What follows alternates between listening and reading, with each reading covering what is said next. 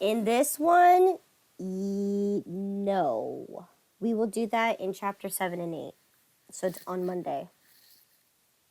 We'll practice doing the whole journalization because chapter 7 is all about journalizing, right? Chapter 8 is all about using the table. So, yep. So Monday we will have an example of journalizing every single purchase, every single sale, every return, every allowance, every discount, all of it. Okay? And we're also going to use the table. So chapter 8, we're just reviewing the costing concept. Okay? So let's go ahead and dive right in here. So question number 1 says, okay, your inventory method is perpetual and it is FIFO. Okay. So once again, we're going to go ahead and on September 5th, we purchased 100 units at $2.25 each on an account with a freight of $25. Okay. So FIFO, right, is what we're going to do first. We're going to go ahead and pop this in here. So it's September 5th. We purchased, I think it was it 500 units? We purchased 100 units at $2.25 with the freight of $25.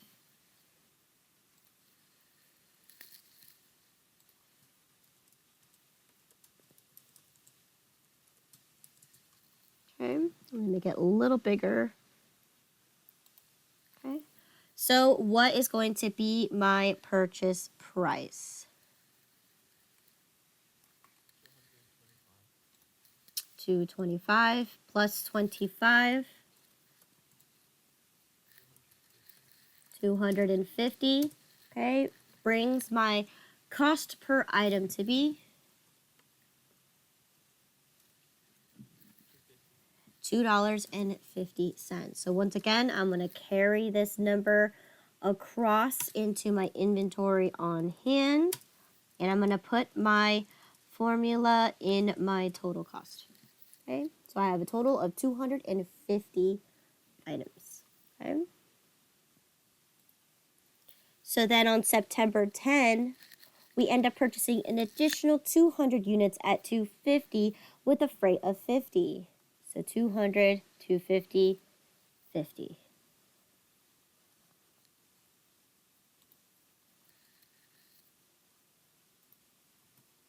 What number? What date am I? September 10. September 10, we bought 200, 250, and 50.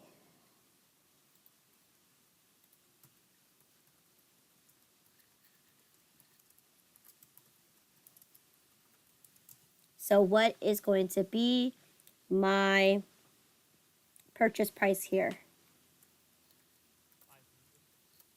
500 plus 50, bringing my cost per item to be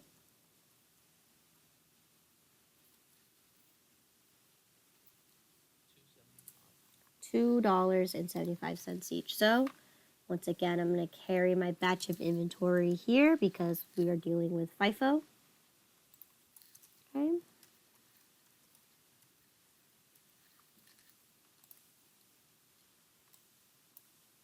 Okay. So let's go ahead and see what happened next. So then September 15, you sold 120 units at $10 each. So we sold on September 15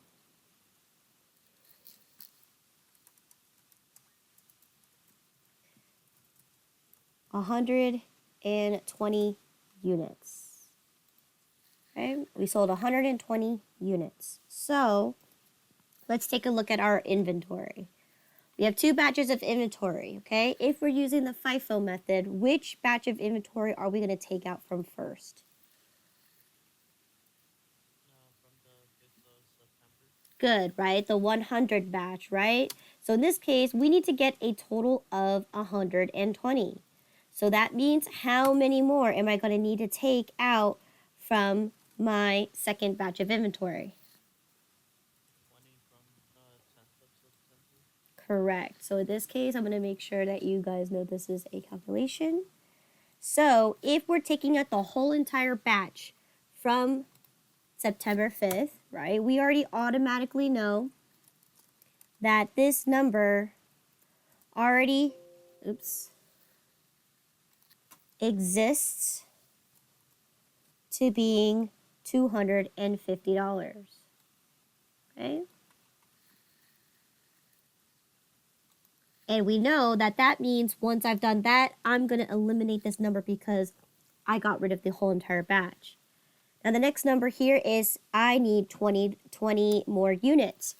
I now only have one batch of inventory. So what's the cost per item for September 10? 55. Okay, so you calculated the total cost here. Sorry about that, guys.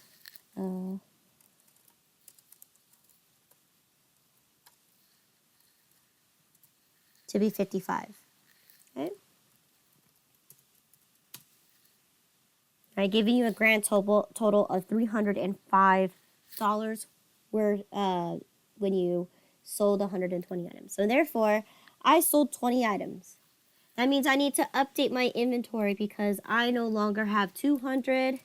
I only have 180. And it's going to leave me with $495 left. Okay. So then September 18 rolls around and we end up selling an additional 50 units. So if we end up selling an additional 50 units, right, which batch of inventory do we have left?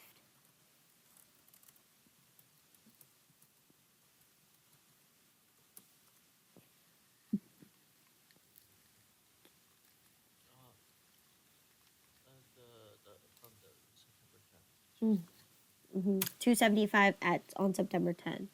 So therefore, what's my total cost of goods sold here?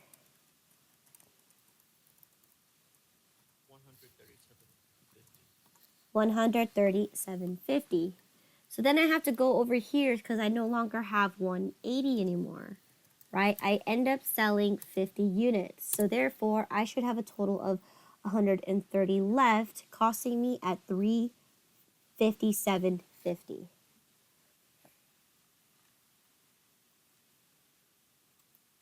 Okay. September 20th rolls around and we end up purchasing an additional 300 units at $275 with a freight of $75. Okay. It is September 20.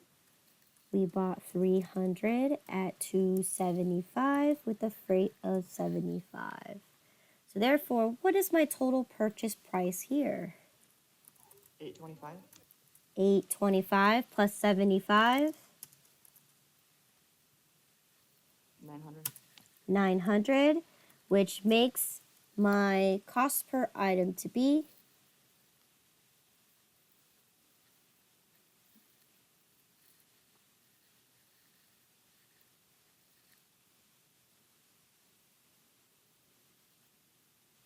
$3. $3 even. So once again, now I'm going to carry this number in my inventory. Okay. So now I have $300. I'm sorry, 300 units at a total of $900 with an average cost per item to be $3. Okay, so now we have a grand total of 430 units on hand. Okay, if you want to, you can do your total costing here if you'd like. Okay. So then on September 25th, we sold 250 units. Okay. September 25th, we sold 250 units. Now, do we have enough? We do, but from two inventories. We have to pull from two inventories because we don't have enough from the second batch of inventory, okay? So in this case, I'm going to be taking out the entire batch of 130, okay? And then what do I need to take out from my second batch to get to 250 units? 120. 120, okay? So in this case, if I know for a fact that I'm taking out my entire batch here, right, I know I'm going to be getting rid of the 35750. Okay, so there you go.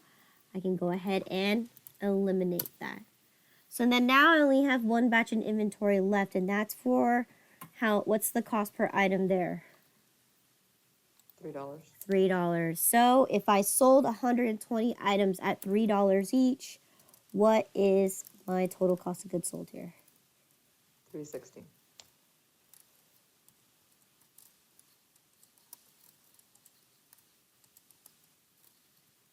$360. Bringing me a grand total cost of goods sold to be $717.50. So if I have 300 units and I sold 120, how much do I have left? 180. $180. Units at $540 even. Okay. So let's go ahead and see what happened next. September 27, you end up selling additional 130 units at $10.25, leaving you with 50 units remaining on hand at the end of September. So let's go ahead and on September 27, we sold 130 units, okay? We only have one batch of inventory, so the cost of goods or cost per item is $3. So what is my total cost of goods sold here? 390. $390. So then I'm going to update my inventory because I no longer have 180. I sold 130, so I do have a remaining balance of 50 units left on hand at a total of $150. Okay. So then it says here for question number 2, we're going to continue from above. However, your inventory method is going to be perpetual, and this time we're going to be using LIFO. So in this case, right, this is just a continuation. This will not happen in real life, but in this case, I want to practice all 3 methods, but with some kind of beginning inventory, okay? So in this case, on September 30th, you should have had 50 units left on hand with a total cost of $150. So therefore, that's exactly what I'm going to do. I'm going to carry that value over into my new inventory worksheet, okay? You can also choose to do this on the same worksheet if you'd like. It doesn't really make a huge difference as long as you make sure that you have a reference point of which method that you're using.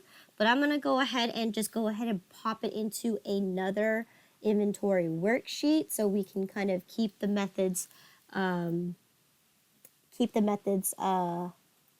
same. So on September 30th, okay, we had 50 units remaining at a total cost. They were $3 each, which gave me a total cost of $150. So again, I'm going to go ahead and pull this down, and I'm going to format that. Okay, so there you go. There's my 50 units at $150. Okay. So then October 5th, we decided to purchase 100 units at $3.25 each with a freight of 25. So $3.25 and 25. So 100 on October 5th, we purchased 100 units at $3.25 with a freight of $25. Okay? So in this case, what is my purchase price? 325. $3.25 plus 25, 350. $3.50, bringing my cost per item to be $3.50. $3.50. So once again, I'm going to pop that into my inventory on hand. So I have 100 units at $3.50, giving me a total of $3.50. Okay. And then on October 10, we end up purchasing an additional 200 units at $3.50 with a freight of $50. So October 10, we purchased 200 at $3.50 with a freight of $50. So what is my total purchase price here? 700. 700 plus 50, 750. making my cost per item to be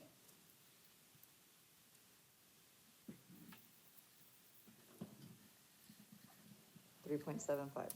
$3.75. So again, I'm going to pop this into my inventory on hand, right, to give me my totals here. So I'm going to go ahead and make a little total window down here, or a total area, so I know how many items I have available on hand.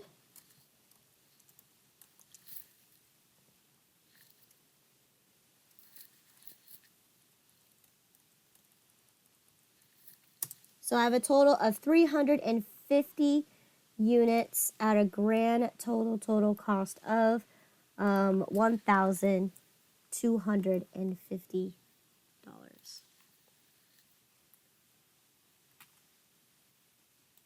Okay. So then let's see what happened next. October 12th rolls around, and now you sold a total of 180 units. Okay. 180 units were sold on October 12th. Okay. 180 units. Now in this case, right, we're using LIFO. So which batch of inventory are we going to take out from first? The last one. The last one. For the 200 at $3.75 each. So in this case, what is my total cost of goods sold here?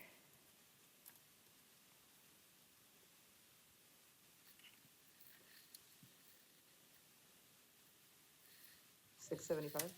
$675. Okay, so then now I need to update my inventory because I no longer have that. So 200 minus my 180 that I sold, I have a remainder of 20 units at $75. Okay. So then on October 18, we end up selling another 100 units. Okay. October 18, another 100 units were sold. Now in this case, how am I going to take from my inventory?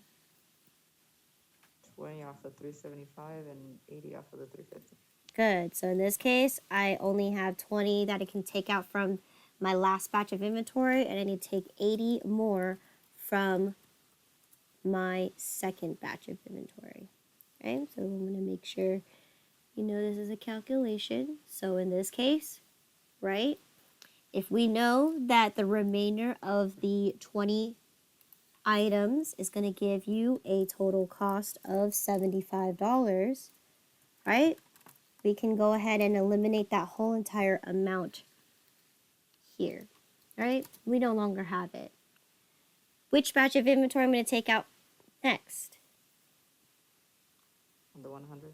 Though from the 100. So in this case, my cost per item is going to be for the 350, okay, to give you a grand total cost of goods sold. What was that, Maribel? 280. 280. Okay. Add these up together. That means when you sold the 100 items, it cost you $355. So therefore, I need to update my inventory, right? I no longer have 100 items.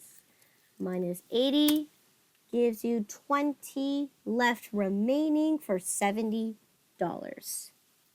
Okay. So then October 20th rolls around and you bought 300 units at $375 with the freight costing $75. Okay. So 300, $375 with a freight of $75. Okay. 300, $375 and $75 on October 20th. So what's my purchase price here? $11.25. $11.25 plus 75, $1,200. $1,200, which brings my cost per item to be $4. $4. So I'm gonna pop that part of in my inventory. So I have a now 300 units at $4 each. Right, bringing my grand total to be 370 units at a grand total of 1420. Okay. So let's go ahead and see what happened next. On October 25th, we end up selling 200 units. So October 25th, we end up selling 200 units. Now, which inventory are we going to take out from? The 300 at $4. 300 at $4. So this gives me a total cost of goods sold to be $800. So I'm going to go ahead and eliminate that since I already know I only have 100 left. 100 at 400. Okay. Last, on October 28th, you end up selling an additional 150 units, giving you a remaining balance of 20 units on hand.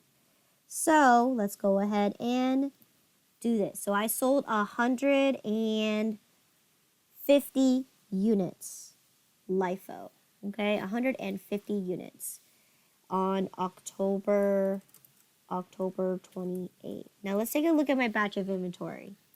How many do I have left, and which ones am I going to take out from first? The first 100.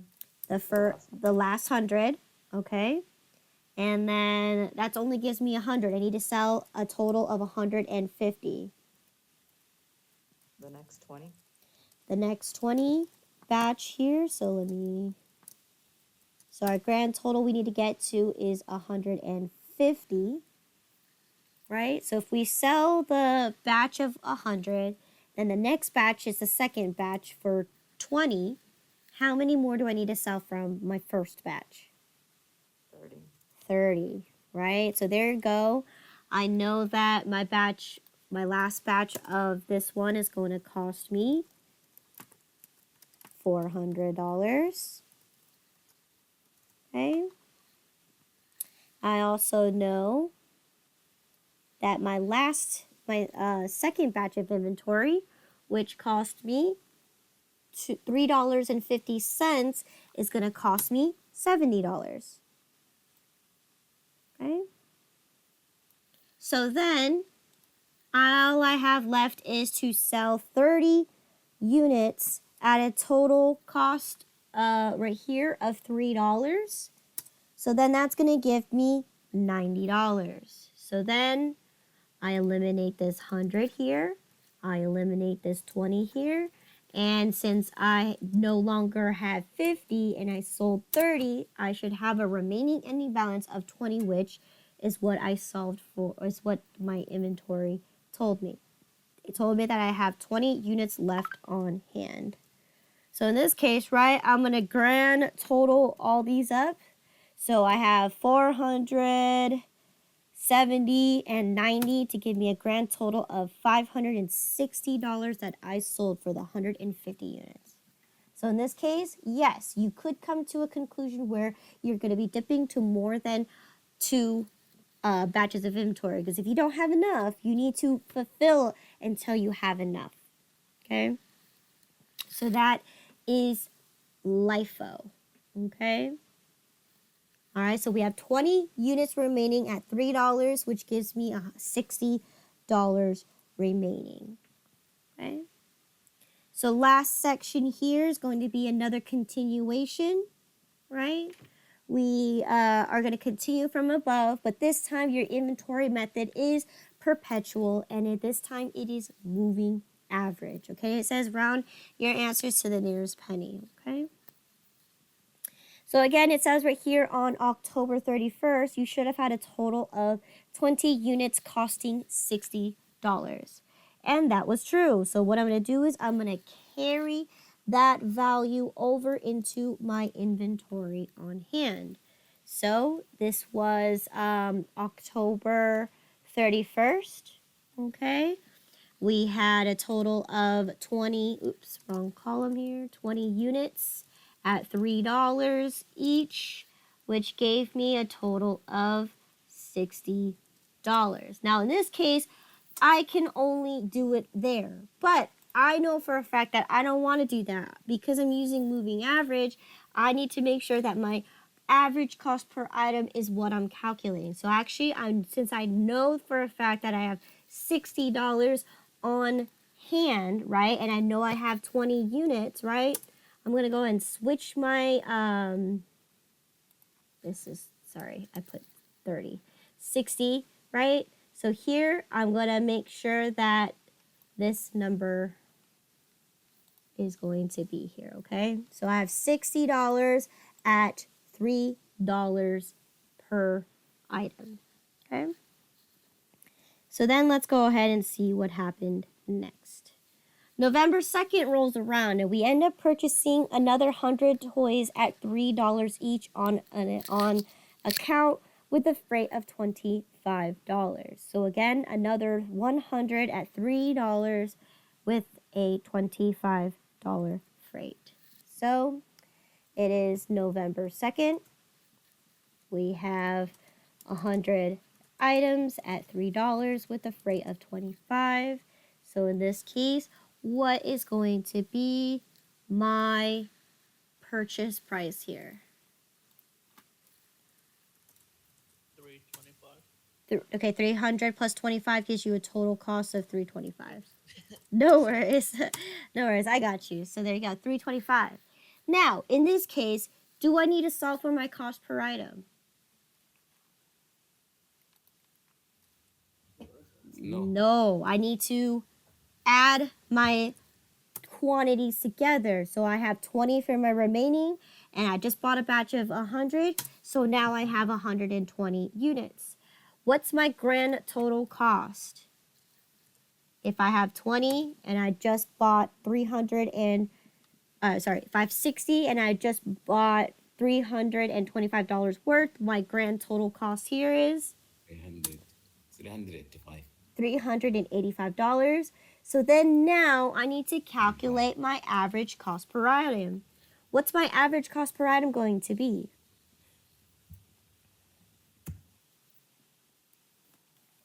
Uh,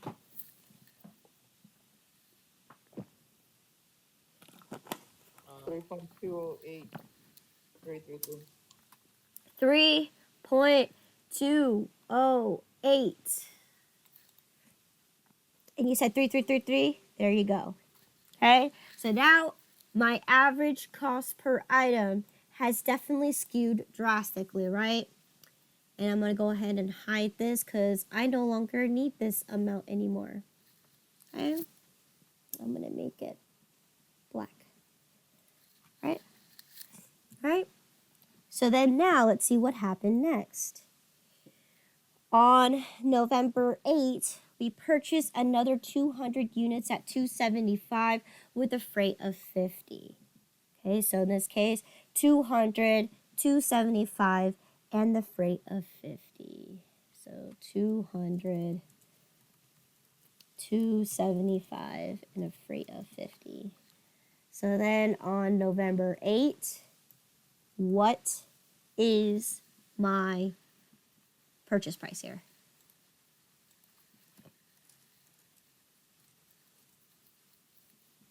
$550. 550 plus 50, 600. 600, which gives me my, well, in this case, I don't need to do that. Okay. So then, let's add my quantities. If I have 120 plus I just bought 200, should have a total of 320. Okay. If I had 385 and I just purchased a $600, my new total cost is going to be $985. Okay. So what is my average cost per item going to be?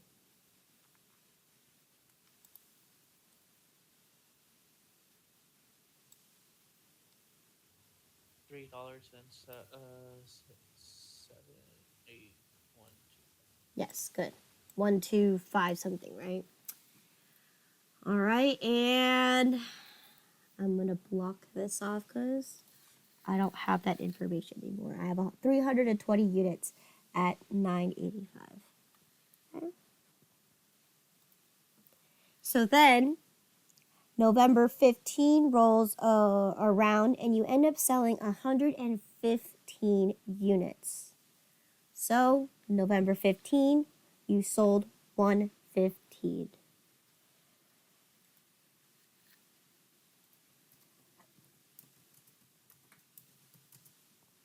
Okay.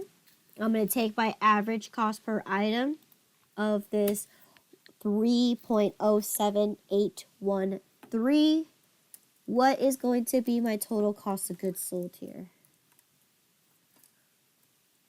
$353.98. Perfect, okay? 353.98. And what I'm going to do here is I'm going to subtract it out. Okay? Because from my 320, I sold 115, giving me 205 remaining units left. Okay? And if I sold $353.98, I should be left with $631.02. Okay? Which, if I recalculate my average cost per item, it has now increased by 2/1000th of a penny. Okay? And I'm going to block this off. Okay? So then, November 18 rolls around, and we end up selling 145 more units. 145 more units. Okay? It's November 18. We sold 145 more units at my cost per item of 3.7815. Okay, so what's my cost of goods sold going to be here? $446.33. 446 and 33 cents. So once again, I had 205 and I sold 145. I should have a remainder of 60 units left. Okay. If I have $631.02 and I sold 446.33, I should have a remainder of 184 and 69 cents. Which, if I recalculate my average cost per item, it jumped up again by 2/1000th more of a penny.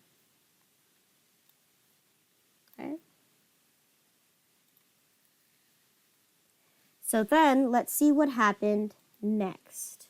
November 20th, we end up purchasing an additional 300 units at $250 with a freight costing $75. Okay? So 300, 250, 75.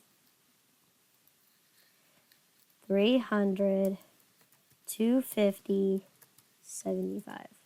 Okay? On November 20th. So in this case, right, what's my purchase price going to be here?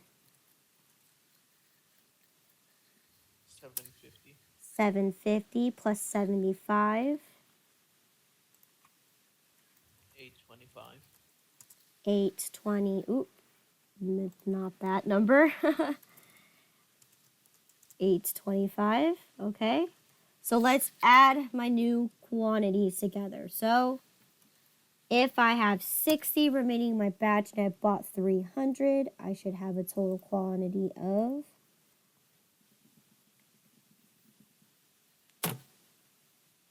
360. 360. If I have an ending balance of 184.69 and I just purchased $825 more, my total cost is going to be $1,009.69. okay. So then what is my new average cost per item? $2.84. Okay. $2. Okay, 8,469 and so on and so forth. Okay.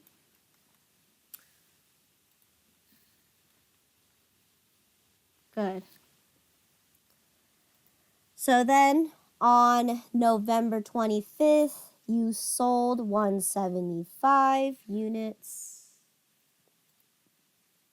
Okay. November 25th, you sold 120. Was it 125? 175. Let's see. 175. The next one's 125. So 175 units at the 284.69. So what is my cost of goods sold here?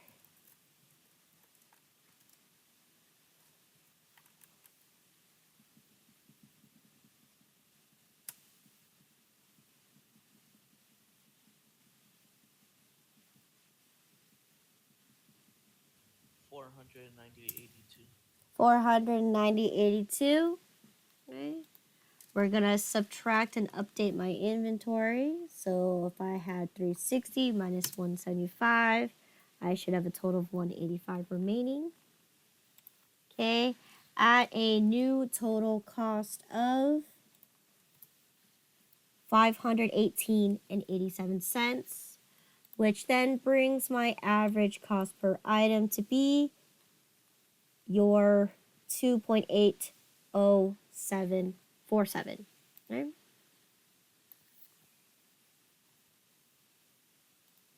Okay. Let's see. All right, last but not least, on November 28th, we end up selling an additional 125 units, leaving us with 60 units remaining left on hand. Okay. So, November 28th, we sold 125 at my 280.47. So, what's my cost of goods sold here?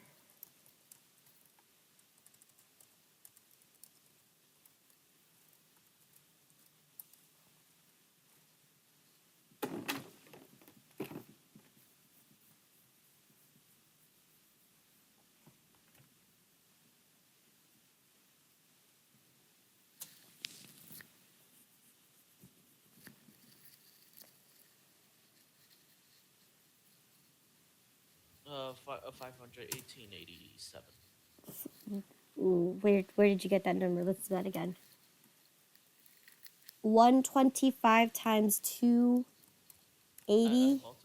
I accidentally multiplied the quantity with the price again. Okay, no worries. 2.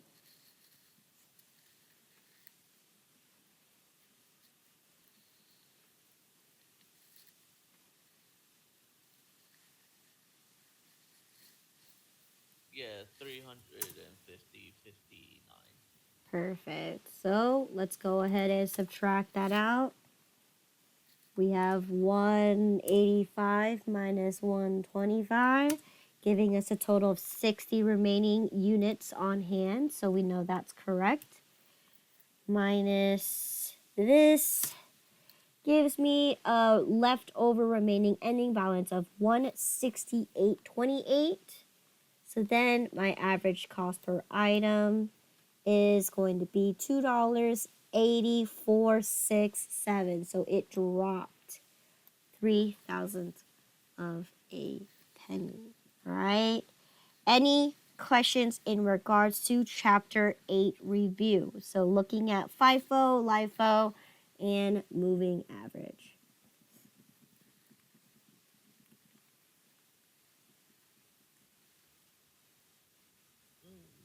No.